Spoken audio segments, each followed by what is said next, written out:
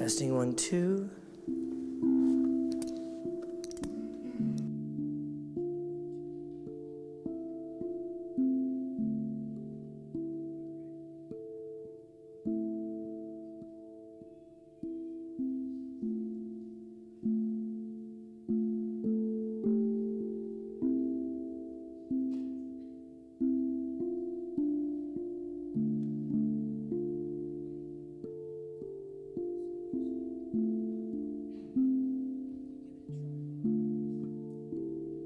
Testing 1, 2.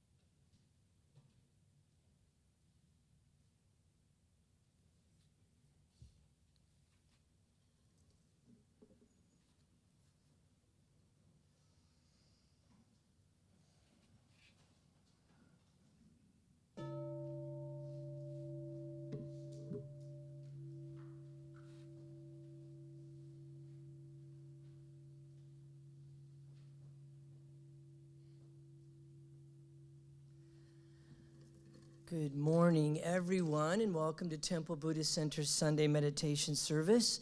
My name is Victor, and I'm honored to be of service this morning.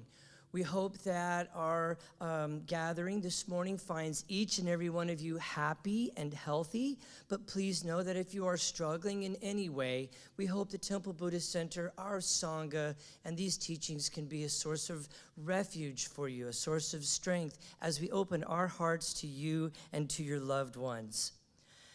So we like to begin with a little bit of conscious breath work in the morning. So conscious breathing is simply where you seal the mouth, breathe deeply through the nose, hold that breath for just a few moments, and then release slowly so that the exhale is longer than the inhale. And of course, if you have a stuffy nose or something right now, it's okay to just breathe through the mouth or breathe any way you possibly humanly can. I know what that's like. So let's go ahead and begin with a conscious breath. Holding for a moment, feeling the fullness of the lungs, and releasing slowly. Nice, long, slow, metered release. And as you release, check in once more with the body, noticing any points in the body that might be tense or contracted, remembering to release the forehead and the eyebrows. The jaw is easy and the shoulders drop. And the belly softens. And a second conscious breath together.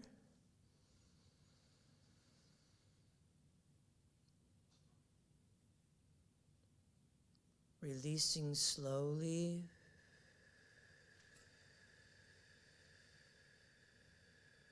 And as you release, giving yourself full and complete permission to unplug from that energy that is required for the going and the doing, the striving, the efforting, the accomplishing.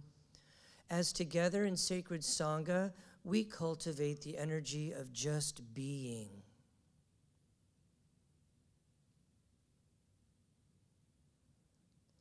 Cultivating that energy that requires nothing of us and is a boundless, endless source of vitality and essence. And a third conscious breath together.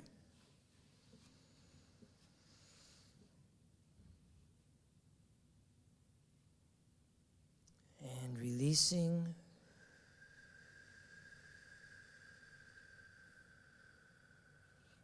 And as you release this third time, bringing into your awareness the present moment. There is only this. This is all there is.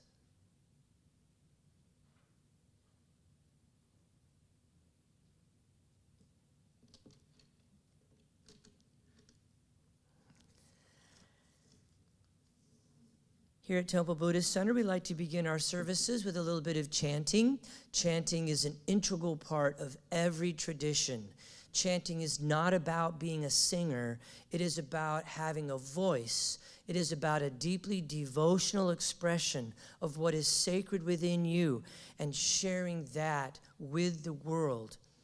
Chanting is a way for us not only to combine our energies as a Sangha, but to combine our voices as well.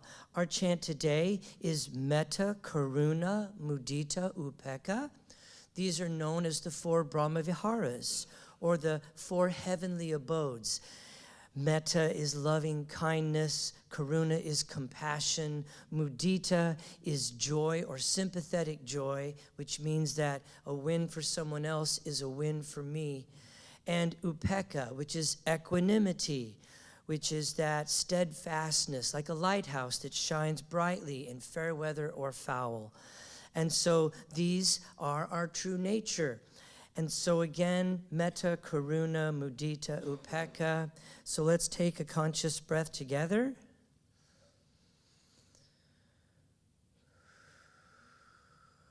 And let's begin. Metta, Karuna, Mudita, Upekkha. Metta karuna mudita upeka.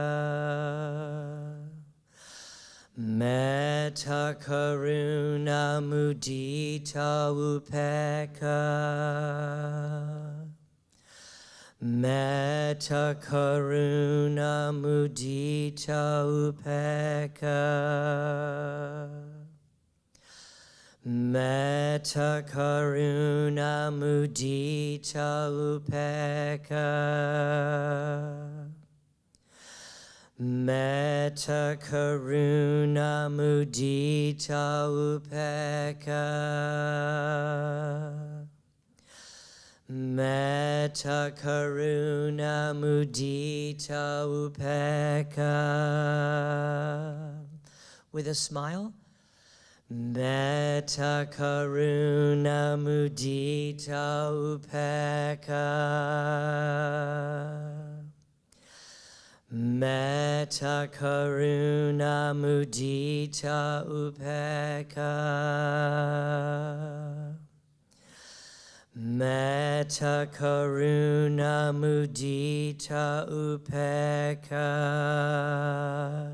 Once more. Metta karuna mudita upeka.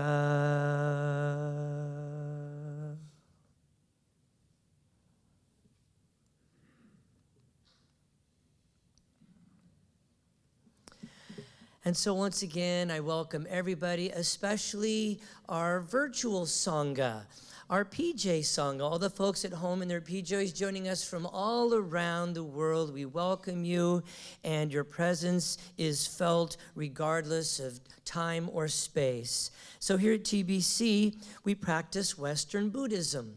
Western Buddhism is a blend of Eastern philosophy and Western psychology.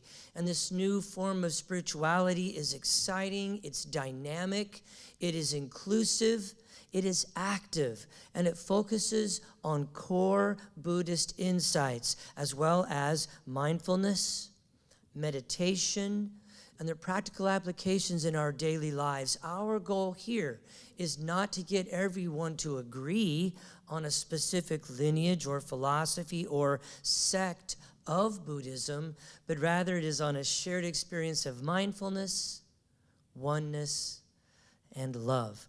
Whether we are chanting together, sharing from the heart, or spending time in noble silence, we respect that you will participate at a level that is comfortable for you.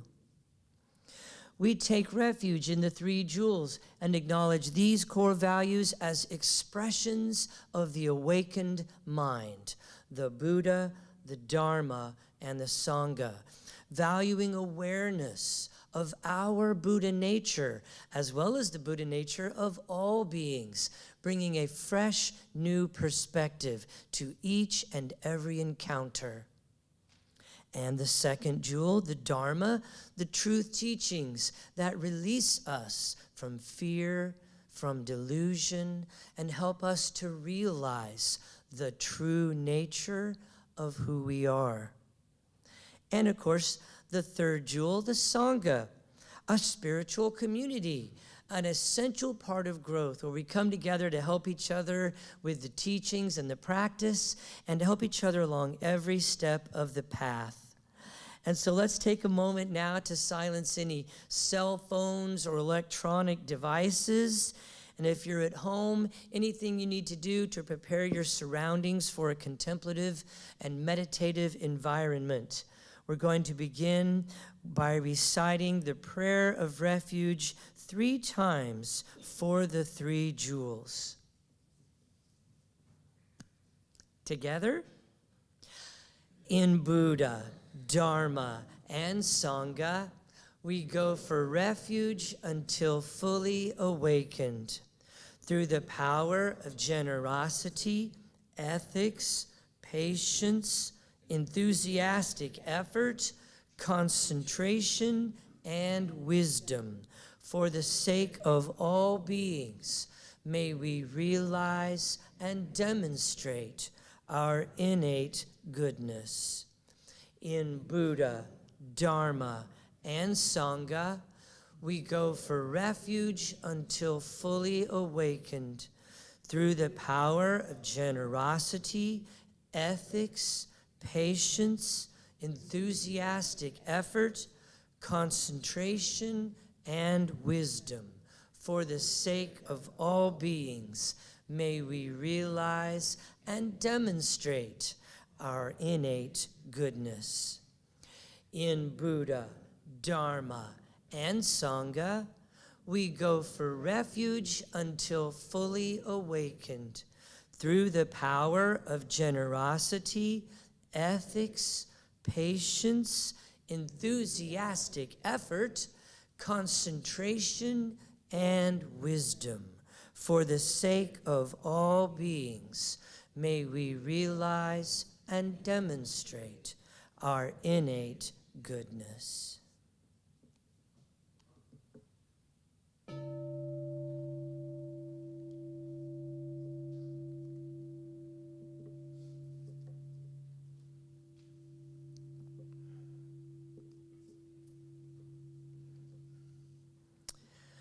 And so, as we prepare now for a time in meditation, if you have an extensive practice, then we invite you to practice in a way that is fitting for you this morning. If perhaps you are newer to meditation, then we're going to begin with a dedication of intention. We will awaken the bell 3 times for the 3 jewels. And then our teacher today, Mr. Robert Brumet, will lead us in a guided meditation that's designed to assist you in moving into the stillness. We will spend approximately 12 to 15 minutes today in meditation, in noble silence, connecting with each other and the world through consciousness. Afterwards, Robert will bring us out of meditation, we'll sound the return bell, and then it will be time for today's Dharma talk, or teaching. And so with that, let's take a conscious breath together.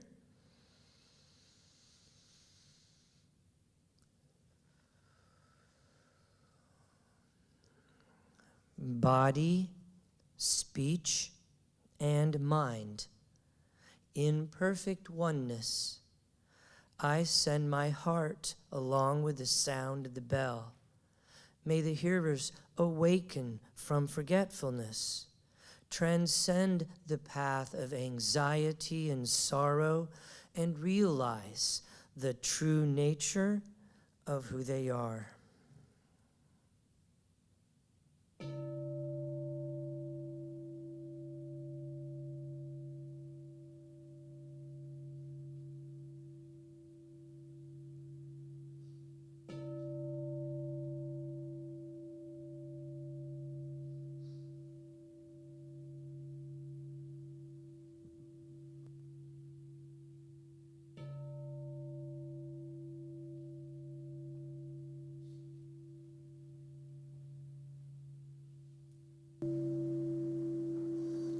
As we listen to the sound of the 3rd and final bell, let your heart follow the sound into the silence.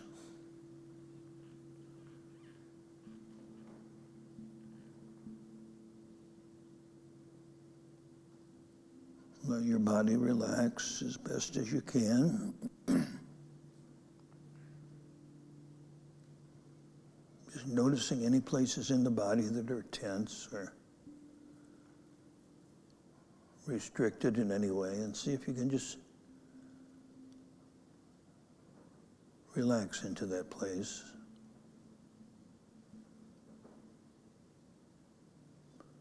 Just allowing yourself, your body, your mind to be just as it is.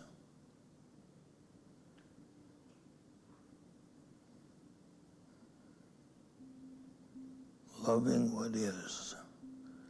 Loving this experience. And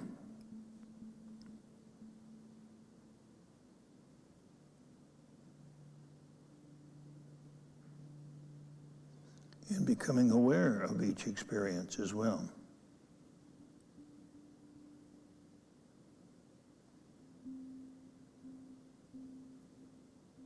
feeling the body, being aware of the activity of the mind, open to hearing,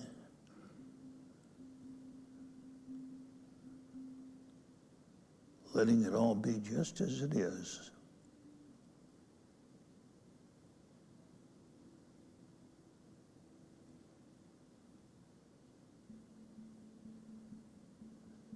I invite you to notice the breath.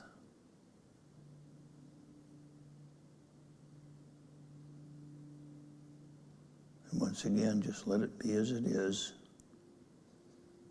using the breath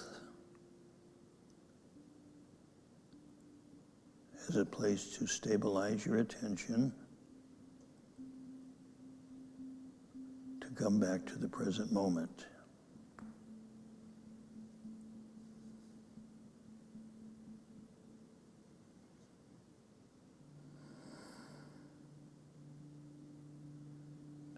And I invite you to allow the love within you to emerge into your awareness.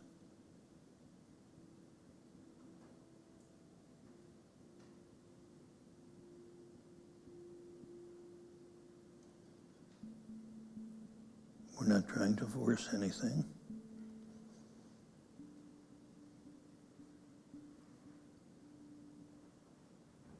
No matter how you feel, no matter what you think, just allow love to emerge.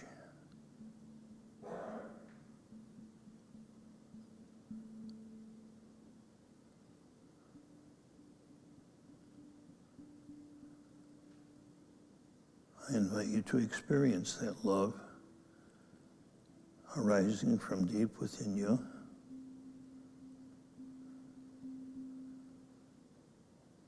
Embracing,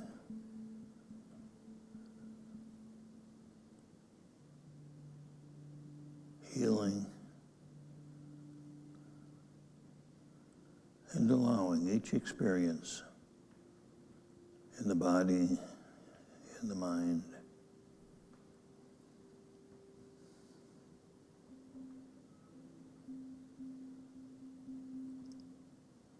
if you wish to focus on your heart center, that's another place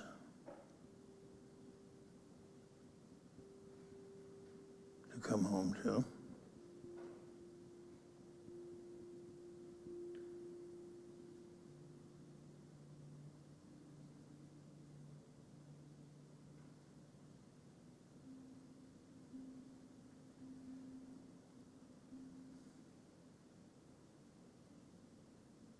Breathing in, breathing out. Love and awareness.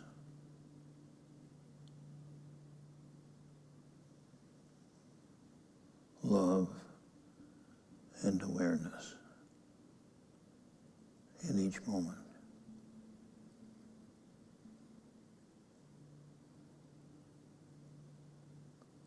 We hold this in our hearts as we move into the silence of being, the silence of love.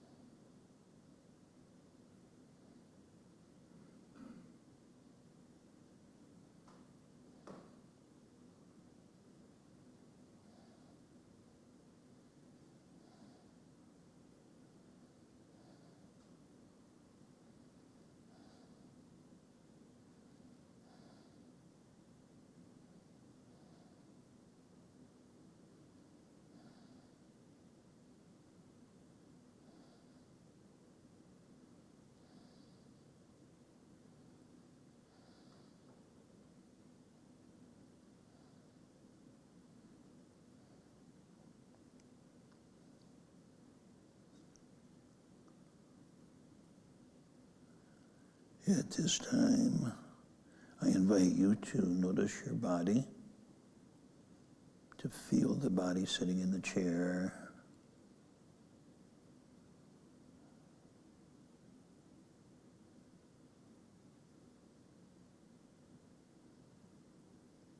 Become aware of the activity of the mind.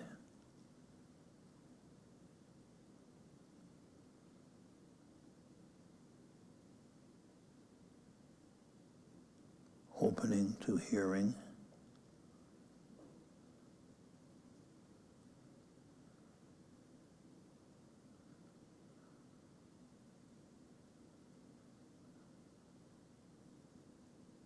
And in a moment, you'll hear the sound of the bell.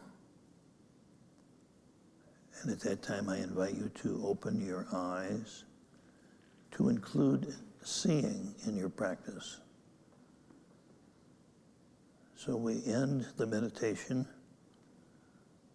by reminding you that it never ends. We take it into our life with awareness, seeing and hearing, thinking, feeling, sensing, smelling, tasting, being aware, fully alive, and fully loving. And here's the bell.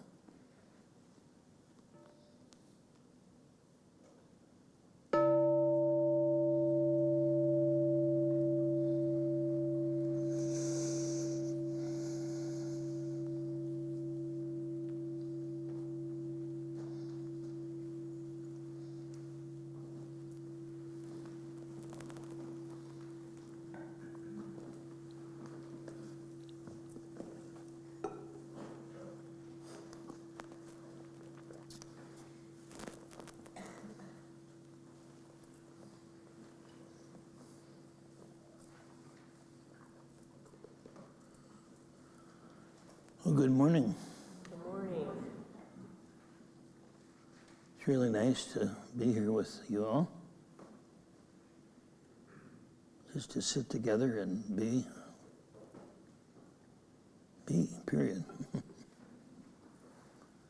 There's nothing to do. There's nowhere to go. There's no test. There's no right, there's no wrong. We're just being here together.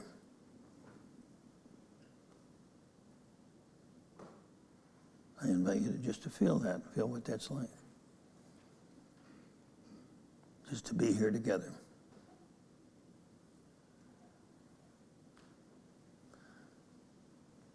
I want to wish you a happy Super Bowl Sunday. I believe that's going to be our next national holiday. It actually already is, I think. It's just not official. And, of course, a happy Valentine's Day as well, which is on Tuesday. So it's very appropriate that we talk today about love. And in our culture, when we hear the word love, particularly around Valentine's Day, we think of romantic love. In fact, most of the time in our culture, the word love is associated with romantic forms of love. And of course, you can't read a book or go to a movie or watch a show on TV without there being some kind of a romantic love involved in one way or another. It's seeped right into our culture. And Ram Dass used to call it the yoga of the West, is love, is relationships.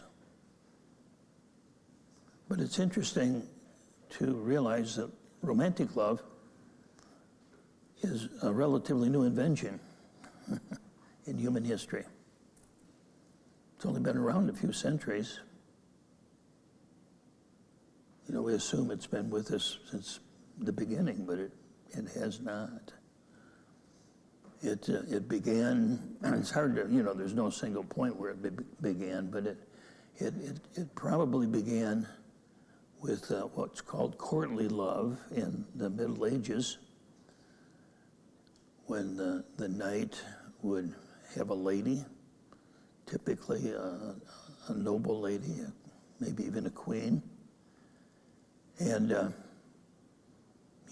the lady would take a shine to a particular knight. She would drop her laced handkerchief. He would pick it up and he would put it inside of his armor.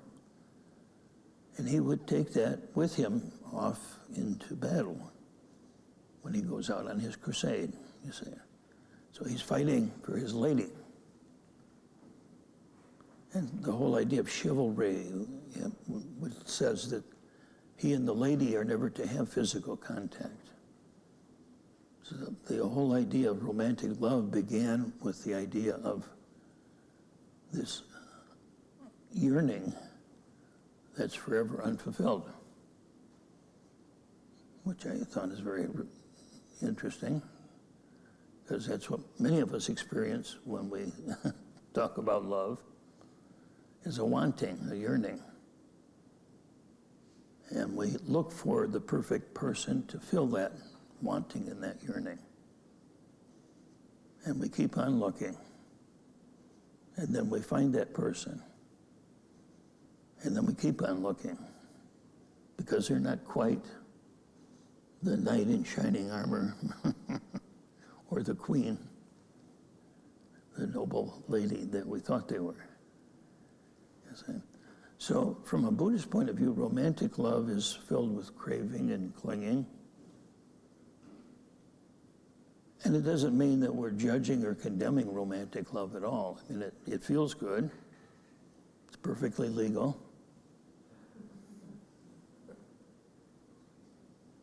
And it's a natural part of who we are at this point in our human evolution. But romantic love is not love. I want to talk about love today as I believe it is in its real sense. And love in its real sense is nothing that can be defined or contained in an image or a concept. I mean, you can find it in the dictionary, of course, but that's a poor reflection of what love really is. Love is much like the wind. We can see the effect of the wind, but we can't see the wind itself. And we know the wind is there, and yet we can't grasp it. We can't quite see it. Love is that same way. It's within us, it's around us, it's everywhere, but we can't see it. But we can see the effects of love. So that's what I want to talk about today, is to share a few stories with you about the effects of love in its various forms. Love takes many different forms. Acceptance, allowing someone to be who they are, which is basically equanimity, as we call it in our practice. When we have awareness and equanimity with someone, we're loving them. We're paying attention, and we're letting them be just exactly who they are. And I believe that's what we all want most, is to be seen, but not judged, seen and accepted as we are, who we are. So we begin doing that with ourselves. That's really what the practice is. So non-judgment and acceptance.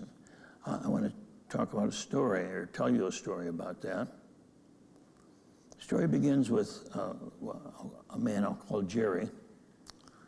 And Jerry got a call from his wife, and she said, please, pick up some stuff from the grocery store. We're having guests for dinner. So on his way home, Jerry ran into the grocery store, very quickly picked up 3-4 items, ran to the checkout line, picked what he thought was the shortest,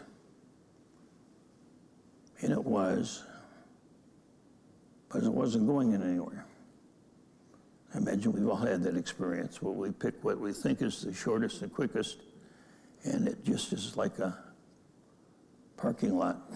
You're just standing there and standing there.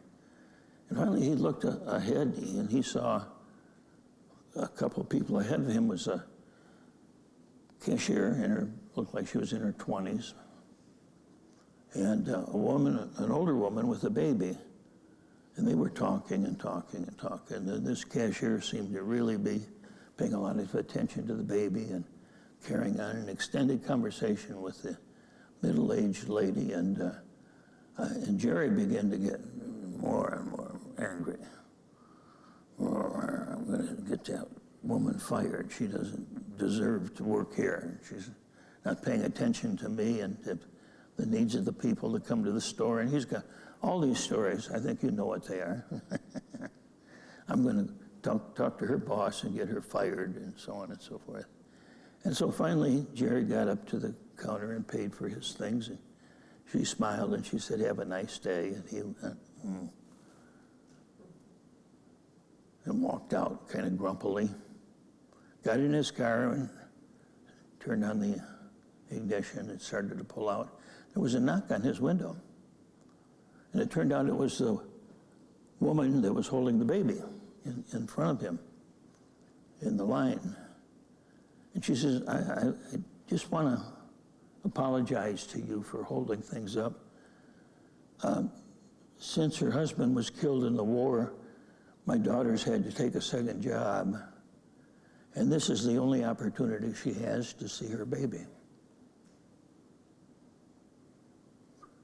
Well, all of a sudden, the judgment went away. Jerry said he began to tear up a little bit, because here he was judging this person from his perspective, the way he thought she should be. Because she's there for me, right? She's not a person, she's just an object there to serve me. I mean, we wouldn't put it in those words, but that's basically what it amounts to. And all of a sudden, he saw her as a human being that was struggling. And he saw how privileged he was.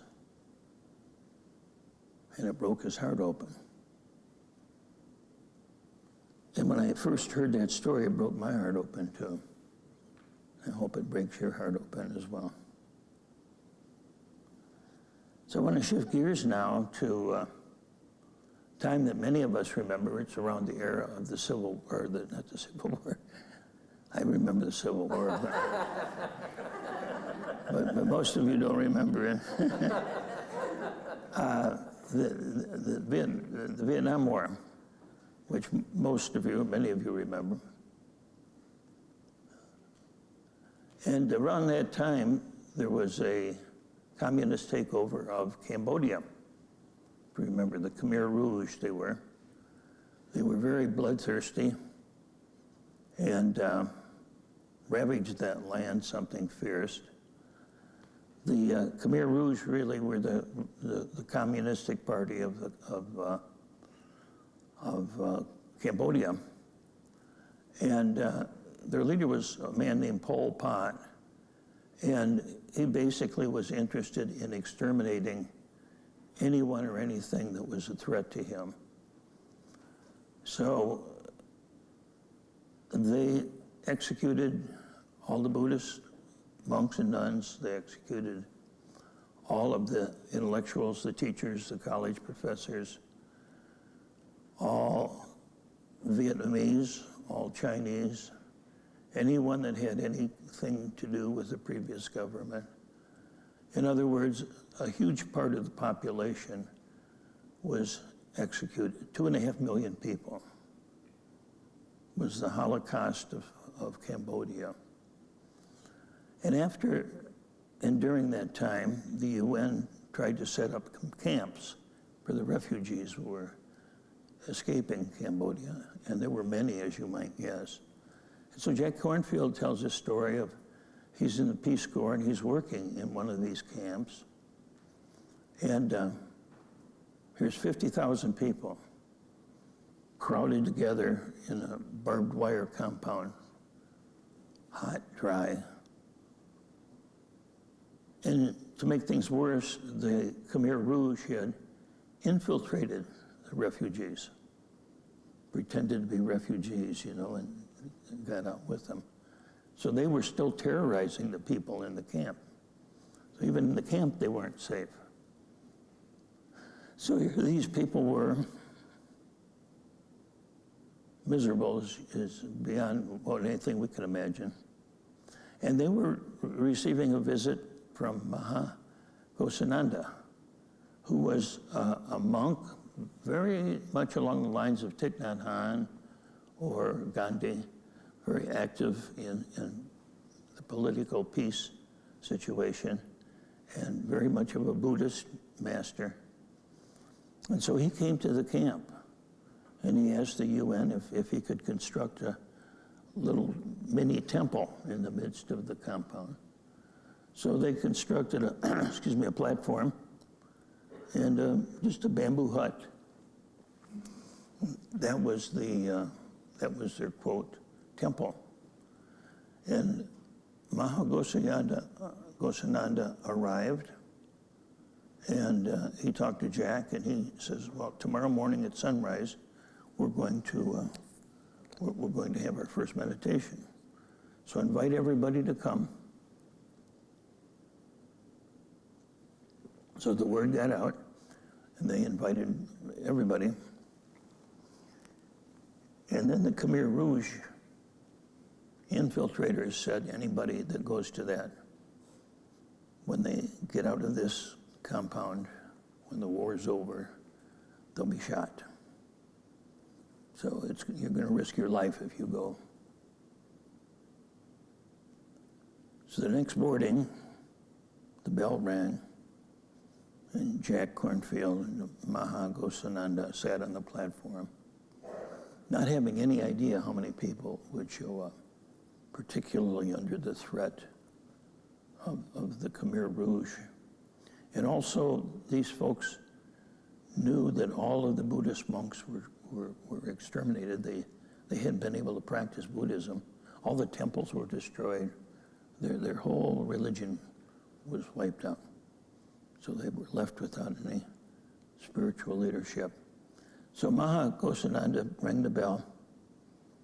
People began to file in. 25,000 people showed up. Half of everyone in the camp was there, knowing that they were risking their life doing that. And Jack said, I wondered what Ghosananda is going to say to these people. What could you possibly say to somebody that's lost everything? Most of these people lost most of their families, their homes, their livelihoods. And Maha Ghosananda himself lost 95% of his family, were executed because they were all Buddhist monks. So what's he going to say?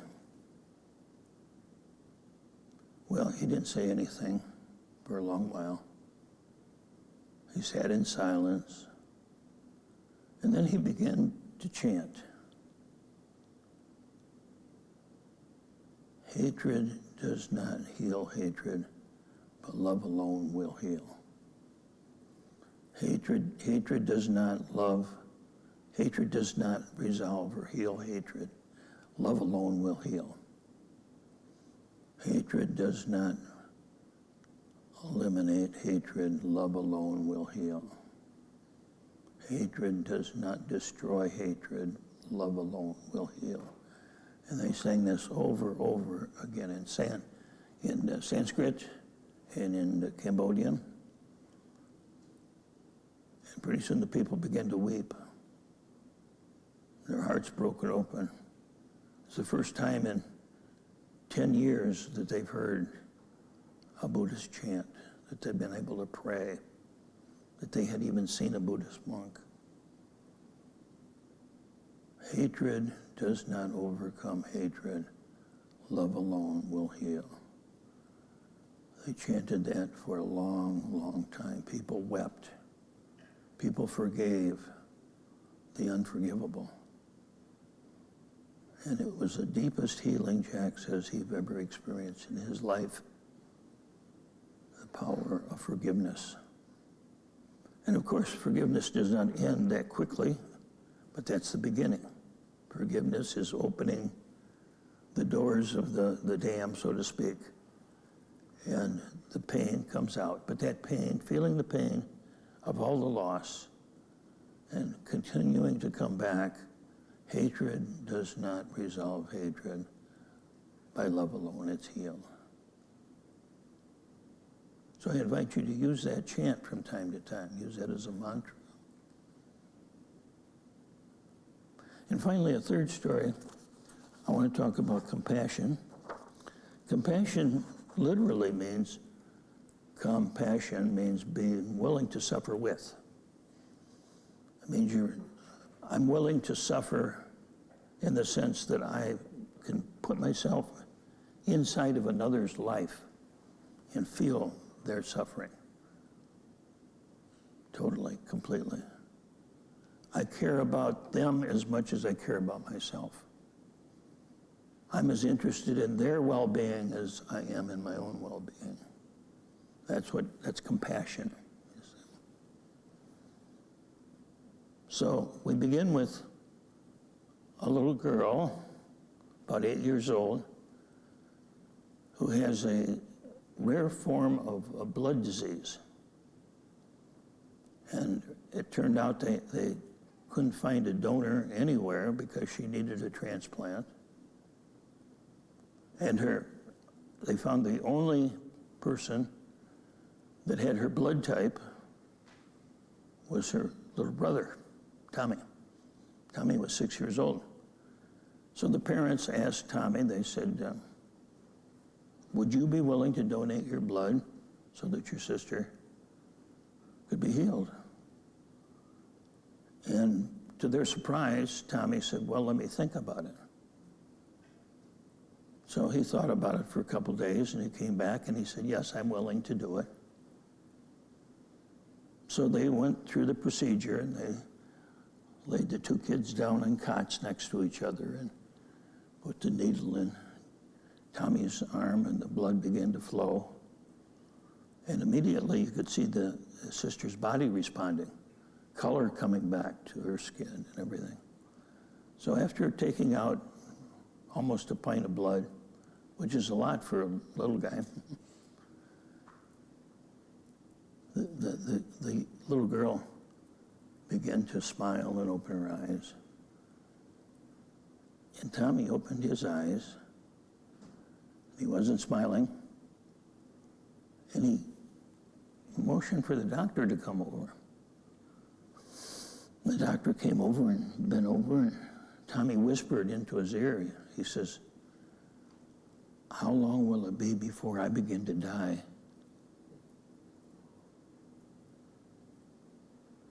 You see, Tommy believed that giving his blood to his sister was going to end his life. And he needed 2 days to think about it before he said yes. So that's the kind of love that we call compassion. That he was literally willing to give his life for his sister. He didn't have to, obviously. But it's so sweet. Compassion heals. Forgiveness heals. And even acceptance heals when we allow people to be who they are. And particularly ourselves. It begins with ourselves. And it begins, I think, if we can just realize this quote from Brumet. He says, you have within you more love than you could ever understand. You have more love within you than you could ever understand. There's more love in this universe than you could ever understand. So I invite you to open to it. Let's sit for a moment.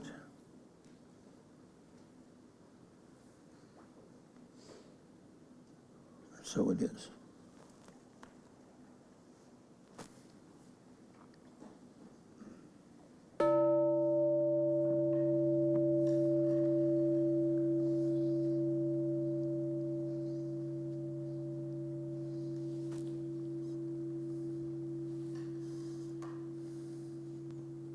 Thank you so much, Robert. So let's take a moment and just feel the warmth in our hearts, embodying the teachings, dropping from the head into the heart. Feeling the truth instead of trying to figure out the truth. And as we prepare now for a heart practice, it's not unusual for folks to shift their posture or take a conscious breath or adjust themselves in some way as we go from the Dharma talk into the heart practice. Our heart practice today is a metta practice or loving kindness practice. And so we will begin with a conscious breath, breathing deeply in through the nose. Holding that for just a moment. And as you exhale, I invite you to bring to mind the image of you, a full body image of the form that has been given your name and that has accrued the many experiences over the years. And as you hold this image in your mind's eye, recite silently to yourself these words of metta practice.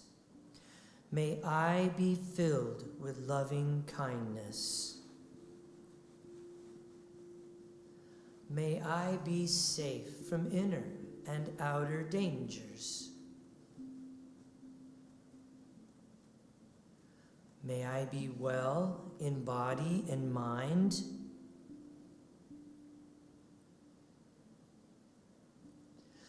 And may I be at ease and happy.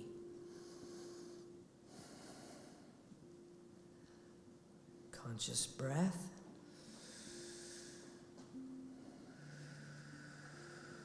And as we release that sentiment into the universe, I invite you now to bring to mind the image of a friend of yours. And holding this image of your friend in your mind's eye, let us open our hearts as we send metta. May you be filled with loving kindness. May you be safe from inner and outer dangers.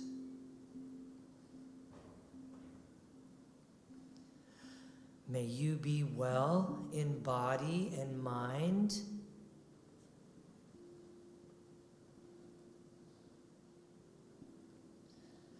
And may you be at ease and happy.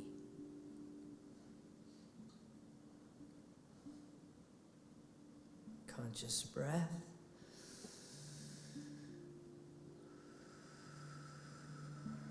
And as you release that sentiment into the universe, I invite you now to bring to mind the image of an acquaintance, someone you have met recently, or somebody new at work or in class or here in the Sangha. And as you hold this image in your mind's eye, let us open our hearts as we send metta. May you be filled with loving kindness. May you be safe from inner and outer dangers. May you be well in body and mind.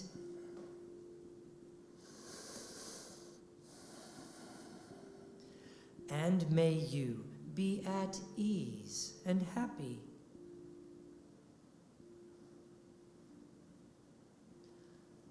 Conscious breath.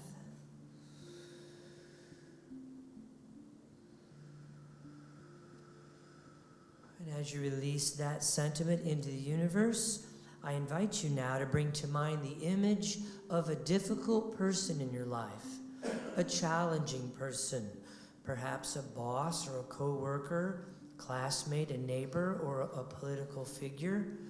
And holding this image in your mind's eye, let us open our hearts as we send metta.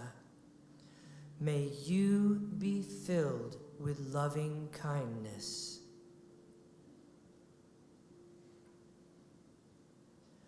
May you be safe from inner and outer dangers.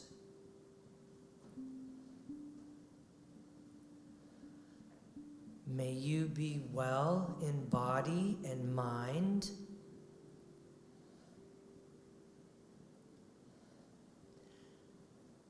And may you be at ease and happy.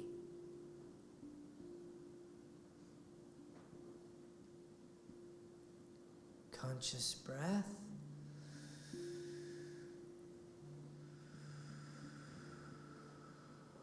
And as you release this sentiment into the universe, I invite you now to bring into your mind's eye the image of the world.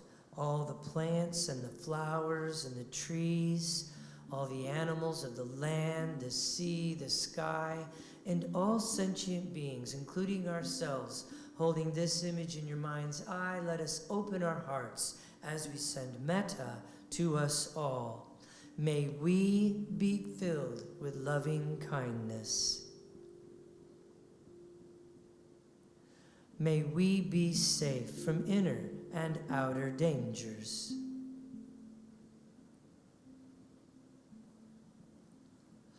May we be well in body and mind. And may we be at ease and happy.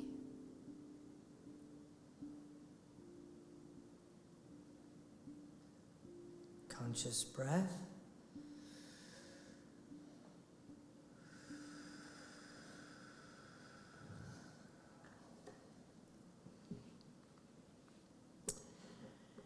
And in the true spirit of dana, the Buddhist practice of generosity, temple services here are given freely.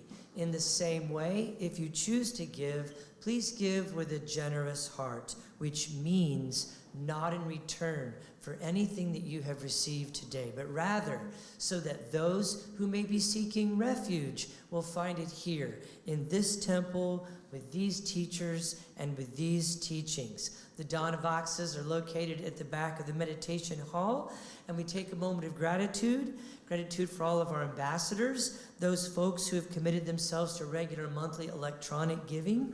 It's not about the amount, it's just that the regular monthly giving helps us to set a budget here at TBC. If you'd like to become an ambassador, there's a QR code in the backs of the seats on that little card, and you can just go there and just click on the recurring giving. Also, an opportunity of letting our hearts fill with gratitude for all of our wonderful volunteers who do so much during the week to bring opportunities for connection, opportunities for education, opportunities for growth and transformation to our Sangha, both near and far. And with that, too, a big thank you to everybody who supported the Painting for Process class yesterday. It sold out very quickly, and it was a wonderful experience. Everybody really was just filled with love and smiles and growth. And don't worry if you missed the Painting for Process. We're going to do that again here probably either this summer or this fall, or maybe even both. Our volunteers are really starting to learn that we need to do it more often instead of once with thousands of people. So it's a little easier to manage. So we'll try to bring those opportunities around to you quickly. Thank you so much, of course, to Christine for your beautiful music. Thank you, Christine. Thank you, Mr. Robert Brumet, for your wisdom, your teachings, your stories. They're all so wonderfully appreciated. And thank you so much to each and every one of you for sharing your heart and your presence and your practice with us here at Temple Buddhist Center. We certainly are the better for it. And we'll prepare to end our time together this morning with the Bodhicitta dedication. I will put that up on the board, and we can follow along with that. There we go. Together. May the pure, brilliant sun of Bodhicitta dawn in each and every heart and mind, dispelling the darkness of suffering and confusion unstoppably, until all are illumined and awakened. awakened. And with our hands together in front of our hearts, as we go forth now from this place, may we enter each moment in innocence, guided by the wisdom of our hearts. And as we open our hands, open our eyes, shine our light into the world. Namaste.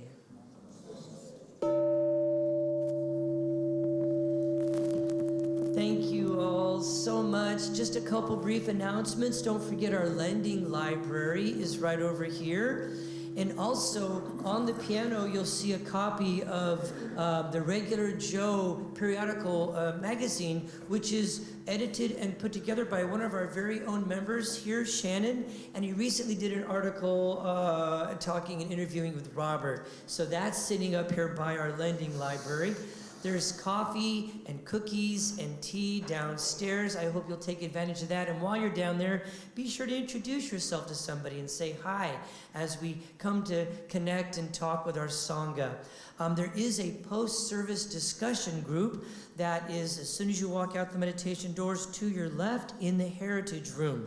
So if you'd like to come together with members of the Sangha and talk about the application of the teachings with each other, that is always a great way to grow and make friends and build community. So that's happening. Also, coming up February 19th, which I think is next Sunday, is our first ever Sunday spiritual film series. So right now they're not on a regular basis or kind of a pop-up, but if they take off and people are enjoying them and liking them, then we'll do more of them. So our film this coming Sunday at 1 is called A Cloud Never Dies. It's about the story of Zen Master Thich Nhat Hanh, his life, his teachings, and some discussion about his passing. This film was made during his decline, and so it's a wonderful opportunity to talk about the Buddhist perspective on what we all call death. The film itself is only 30 minutes long, so we'll do a short meditation, the film, and then we'll take a little bit of time to discuss and share any Q&A with each other afterwards. Also, our very own Gabrielle is starting yoga on Saturday mornings. That begins March 4th, and that will be each Saturday at 10 a.m. right here at the temple. So hopefully, if you would like to get into yoga or simply continue your practice, there's an opportunity to do it here with members of the Sangha. And so finally, I will put this up here. Don't forget, today is second Sunday. Every second Sunday of the month, we offer meditation seminar, and that will be at 1 p.m. in this room. And seminar, all that is an opportunity for members of the Sangha to come together to discuss any problems you may be having with your meditation practice, your mindfulness practice, or perhaps a Buddhist perspective on a life situation. So it's really just a kind of a workshop to work on whatever's not working for you. And to come together and talk about that. So I'll leave this up here. We've got lots of great things coming. Don't forget, Dave leads Recovery Dharma each Thursday evening at 7. And we have our Buddhism and 12-step recovery at 12:10 today. And also, Kristen will be leading a 30-minute meditation today right across the hall in the Myrtle Fillmore Chapel at 12:10. So lots of opportunities. Tai Chi Cha every Tuesday night if you'd like to learn a meditative movement program. And we have, the registration is now up, and actually it's been very robust. Lots of folks joining us for our quarterly day-long meditation retreat. And it's entitled Samavaka, which is wise speech in a distracted world. And so, or wise communication to be more accurate, wise communication in a distracted world. Because we have to include texting and email in wise speech now. The Buddha didn't have that back then, otherwise he would have called it communication. So, and also I had somebody ask me, it was like, do Buddhists watch football? And I was like, well, I said, what happens is, I'm doing my normal meditation and chanting. However, the television just happens to be on and on that channel. And my chant is more along the lines of Mahom Mane Peme Hung, Mahom Mane Peme Hung. So that's really the only difference. So that's really what's going on. So again, thank you all so much for being here and supporting our community and sharing your practice. As you go into your day, I wish you peace, blessings, and I think this is the last time I'm going to say this for a little while, but go Chiefs.